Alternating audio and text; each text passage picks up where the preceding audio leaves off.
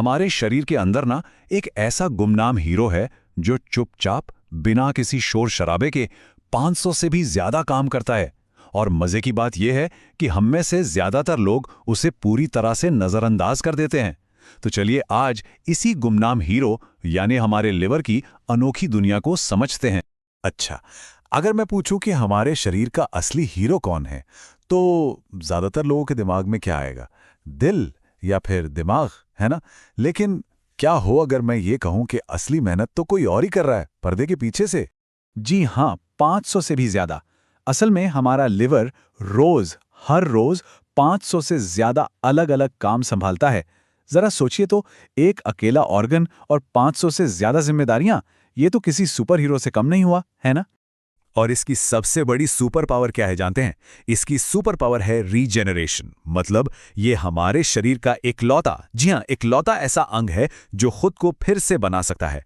अगर इसका 75% हिस्सा भी डैमेज हो जाए ना, तो भी ये किसी जादू की तरह दोबारा पूरा का पूरा बन सकता है। कमाल है।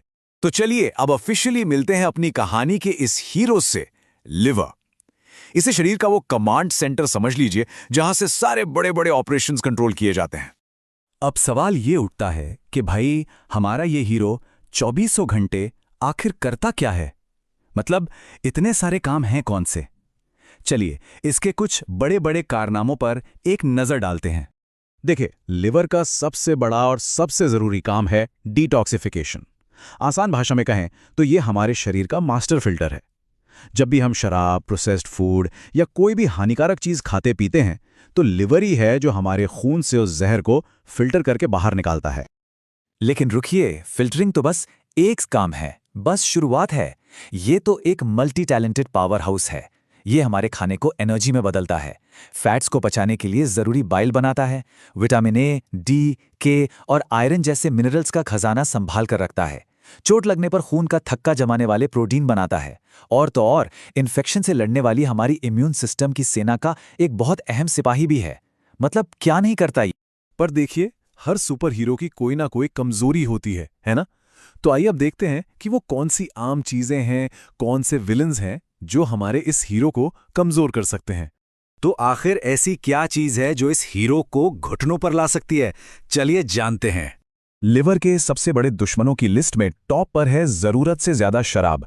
इसके ठीक बाद आते हैं अनहेल्दी डाइट और मोटापा। हेपेटाइटिस ए, बी, सी जैसे वायरल इन्फेक्शंस भी इसके बड़े दुश्मन हैं।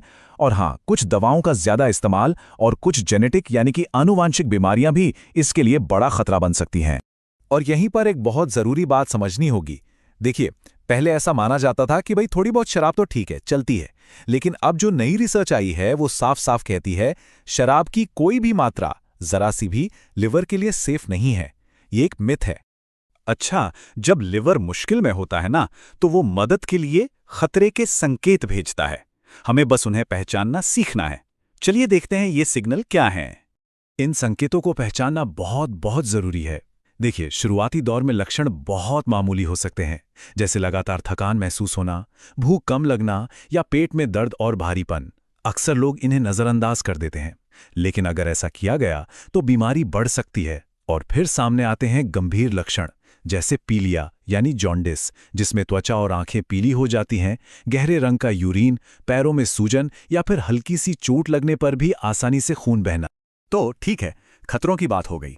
अब सबसे जरूरी हिस्से पर आते हैं। हम इस हीरो के दोस्त कैसे बन सकते हैं? इसे जिंदगी भर मजबूत कैसे रख सकते हैं? इसे ना एक सिंपल तरीके से समझिए। जैसे एक कार के इंजन को रेगुलर मेंटेनेंस की जरूरत होती है, ठीक वैसे ही हमारे लिवर को भी देखभाल चाहिए। अगर हम इसका ध्यान रखेंगे तो ये सालों साल हमारा साथ देगा, बिना किसी शिकायत के। तो पेश है अपने लिवर को बचाने का एक आसान सा 5 स्टेप प्रोटेक्शन प्लान। स्टेप 1, एक बैलेंस डाइट लें जिसमें फल, सब्जियां और साबुत अनाज हों। स्टेप 2, खूब पानी पिएं और एक्सरसाइज करें, मतलब एक्टिव रहें। स्टेप 3, और ये सबसे जरूरी है, शराब को पूरी तरह से हमेशा के लिए अलविदा कह दें। स्टेप 4, बिना डॉक्टर की सलाह के कोई भी दवा, खासकर पेन किलर ना लें। और स्टेप 5, हेपेटाइटिस जैसे वायरस से बचने के लिए टीके जरूर लगवाएं। तो आखिर में बस एक सवाल खुद से पूछने वाला है, हमारा शरीर का ये जो सबसे मेहनती हीरो है, जो हमारे लिए इतना कुछ करता है, क्या हम उसके लिए उतना कर रहे हैं? क्या हम उसका उतना ख्याल रख रहे हैं जितना वो हमारा रखता है? इस पर सोचना बहुत जरूरी है।